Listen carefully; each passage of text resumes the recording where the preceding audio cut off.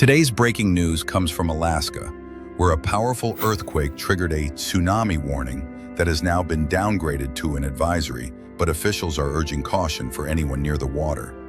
According to the U.S. Geological Survey, a massive magnitude 7.3 earthquake struck just off the coast near Sandpoint at 12:37 p.m. local time on Wednesday. The quake's epicenter was about 54 miles from Sandpoint and roughly 12 miles deep. Immediately after the earthquake, the National Tsunami Warning Center issued tsunami warnings for the nearby Alaska coastline, including Kodiak Island, Chignik, and Cold Bay. The alert warned of possible waves up to about 1 foot, with local impacts expected. About an hour later, the warning was downgraded to an advisory as the immediate threat lessened.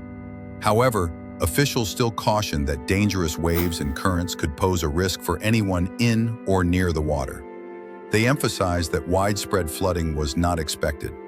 The first waves were forecast to reach Sandpoint around 1:30 p.m. local time, Cold Bay at 2:25 p.m., and Kodiak at 2:40 p.m. In Kodiak, local emergency operations prepared to sound sirens every 15 minutes if needed, and shelters like Kodiak High School and North Star Elementary were open for anyone needing refuge. The U.S. Coast Guard reported evacuating personnel to higher ground and had 2 air crews on standby. Meanwhile, authorities in Homer advised residents to head to higher ground, but later received an all-clear from the Coast Guard and state emergency officials. Despite the downgrade, tsunami experts warned that strong currents in harbors, bays, and beaches could be dangerous. Tsunamis are a series of long waves triggered by sudden movements on the ocean floor, such as large earthquakes. Even smaller waves can create hazardous conditions for hours after the initial event. Local residents described the quake as one of the strongest they've felt. In Sandpoint, cupboards swung open and items fell to the floor, but no significant damage was reported.